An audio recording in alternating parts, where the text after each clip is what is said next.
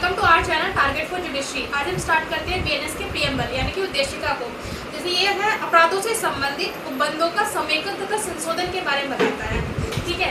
और आईपीसी जो है एक जनरल पीनल कोड था यानी कि साधारण दंड संहिता था। अब हम स्टार्ट करते हैं बीएनएस का section first, store title extended punishment यानी कि संक्षिप्त नाम, प्रारंभ और लागू होना, जिसका कि सेक्शन फर्स्ट में बीएनएस में डिफाइन किया गया है और आईपीसी में भी सेक्शन फर्स्ट में डिफाइन किया गया है।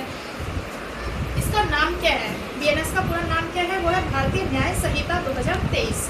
ये कब प्रवर्त होगा यानी कि इन्फोर्स कब होगा, जब होगा जबकि केंद्र सरकार जो है राजपत्र में अधिसूचना द्वारा प्रकाशित करे, यानी कि वो नोटिफाई करे, सेंट्रल गवर्नमेंट नोटिफाई करती है तब हमारा ही पब्लिश होगा। वैसे पब्लिश हो चुका है। इन्फोर्समेंट की डेट क्या है, वो है 1 जुलाई 2024। 1 जुलाई 2024। सेक्शन फर्स्ट का सबसेक्शन 3 ये कहता है कि प्रत्येक व्यक्ति इस संहिता के अंतर्गत कार्य या लोक का जिसका वह भारत के भीतर दोषी होगा इस संहिता के अंतर्गत दंडनीय होगा। यानी कि कोई भी ऑफेंस जो कि भारत के भीतर किया गया यानी इंडिया की टेरिटरी के अंदर किया गया है वो जो है कि इसके अंतर्गत पनिशेबल होगा, जो कि आईपीसी में सेक्शन 2 में मेंशन है। यहाँ पर सेक्शन फर्स्ट की सबसेक्शन 3 में मेंशन है, जो कि आईपीसी में सेक्शन 2 में मेंशन है।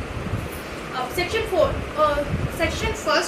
फर्स्ट का सबसेक्शन 4 ये कहता है कि भारत से परे किसी स्थान पर कोई कार्य किया गया है, ऐसा माना जाएगा कि वो भारत के भीतर ही किया गया हो, यानी कि भारत से परे यानी कि ये जो है जो भारत के जो है समुद्र के जो क्षेत्र आते हैं एरिया यानी कि 12 नॉटिकल माइल्स, उस एरिया को ये कवर करता है। यानी उसके अंदर किसी व्यक्ति ने कोई ऑफेंस किया है तो वह ऐसे ही माना जाएगा जैसे उसने भारत के भीतर किया हो।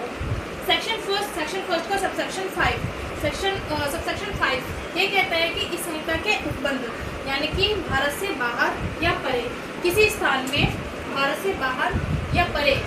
में भारत के किसी नागरिक द्वारा किया गया कोई ऑफेंस, यानी कि आउटसाइड ऑफ इंडिया हो या बियॉन्ड द इंडिया हो, वो भारत के किसी नागरिक द्वारा कोई ऑफेंस किया गया हो। दूसरा इसमें कहते हैं कि भारत में रजिस्टर्ड कोई पोत हो या विमान हो, पर चाहे वह कहीं भी रजिस्टर्ड हो, यानी कि ऐसा कोई भी शिप जो कि इंडिया में रजिस्टर्ड हो, चाहे उसका कोई कहीं भी ऑफेंस किया गया हो, वो भारत के भीतर ही माना जाएगा।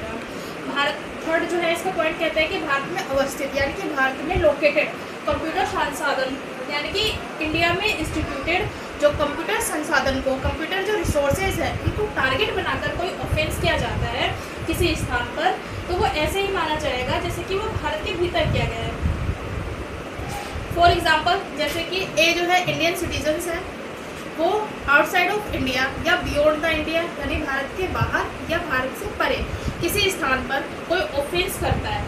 सपोज वो इंडियन सिटीजन्स हैं और आउटसाइड ऑफ इंडिया यानी कि ब्रिटेन में जाकर उसने कोई ऑफेंस कर दिया है, लाइक मर्डर कर दिया है, तो यदि वो इंडिया में आता है तो उसका भारत के किसी स्थान में जहाँ पर वो पाया जाता है वहाँ पर उसका ट्रायल और कन्विक्शन किया जा सकता है।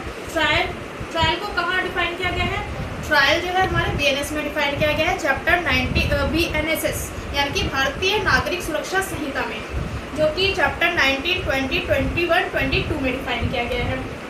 इसका जो है कि 6 प्रोविजंस ये कहता है कि जो बीएनएस जो है वो कहाँ पर लागू नहीं होगा। बीएनएस जो है नौसैनिक, वायु सैनिक और जो है सैनिक, नौसैनिक और वायु सैनिक इनके द्वारा जो विद्रोह है या अभितेजन के लिए जो दंडित किया गया है वहाँ पर ये लागू नहीं होगा। विद्रोह मतलब क्या है, म्यूटिनी एंड डेजर्शन, वहाँ पर ये एप्लीकेबल नहीं होगा। और साथ ही साथ जो है कोई स्पेशल लॉज हो या कोई लोकल लॉ हो, वहाँ पर भी आईपीसी जो है कि आईपीसी की जो बीएनएस की जो प्रोविजंस है वो वहाँ पर अप्लाई नहीं होंगे। लोकल लॉ से मतलब क्या है, जैसे कि यूपी में है, यूपी में लोकल एक्ट हो गए जैसे कि UP panchayat, UP consolidation act etcetera. इसी तरीके से स्पेशल जो लॉ है वो हो गए हमारे जैसे SC/ST एक्ट हो गया, प्रिवेंशन ऑफ करप्शन एक्ट हो गए। इस तरीके से जो हमारे स्पेशल लॉज हो गए जो कि किसी एक स्पेशल पर्टिकुलर लॉज के लिए बनाया गया है, वो हमारे स्पेशल लॉ हो गए, ठीक है। अब हम सेक्शन जो है 2 जो है डेफिनेशंस की बात करते हैं, जिसमें कि हमने पहले ही प्रीएम्बल में पढ़ा था ऑफेंसेस यानी कि अपराध को डिफाइन करता है, जो कि सेक्शन बीएनएस में सेक्शन 2 के 24 में डिफाइन है। ऑफेंसेस का क्या मतलब है, जो कि बीएनएस में जो है है डिफाइन किया गया है उसको जो है कि हम अपराध कहते हैं, और इसी सेक्शन को आईपीसी में सेक्शन 40 में डिफाइन किया गया है ऑफेंस को। अब हम सेक्शन फर्स्ट से स्टार्ट करते हैं एक्ट। सेक्शन डेफिनेशन प्रो जो है सेक्शन फर्स्ट एक्ट को डिफाइन करता है। एक्ट क्या होता है? एक्ट जो है डिनोट करता है as well as series of act और as a single of act, यानी कि कार्यों की आवली का उसी प्रकार से घोतक है जिस प्रकार से एकल कार्य का है, यानी जिस प्रकार से एक कोई कार्य कर रहा है और एक सीरीज में कोई ऑफेंसेस को कर रहा है वो उसी तरीके से माना जाएगा। दूसरा जो है ओमिशन जो है सेक्शन 2 के 25 क्लोजेस में बताया गया ओमिशन, यानी कि लोप क्या होता है? लोपी इसी तरीके से बताया गया कि लोपों की आवली का उसी प्रकार से घोतक है जिस प्रकार एकल लोप का है, यानी कि सीरीज ऑफ ओमिशन और एज अ सिंगल ओमिशन, यानी कि उसी तरीके से माना जाएगा जैसे कि एक सिंगल ओमिशन किया गया है या एक सीरीज में ओमिशन किया गया है, यानी कि कोई ओमिशन किसी व्यक्ति का कोई कार्य करने का उसका कर्तव्य था, उसने उस कर्तव्य को पूरा नहीं किया, वो उसका लोप हो गया, और उसी तरीके से सीरीज ऑफ एक्ट में उसने बहुत सारे कार्य एक के साथ एक कर दिए हैं तो वो हमारा जो है कि सीरीज ऑफ ओमिशन माना जाएगा। सेक्शन 2 के सबसेक्शन 2 में ये बताया गया जीव जंतु से क्या मतलब है? जीव जंतु से मानव से भिन्न कोई जीवित प्राणी अभिप्रेत है, यानी कि जीव जंतु एनिमल्स जो है एनिमल्स डिनोट करता है जो कि ह्यूमन बीइंग से डिफरेंट कोई जो है लिविंग क्रिएटर है वो हमारा एनिमल्स माना जाएगा।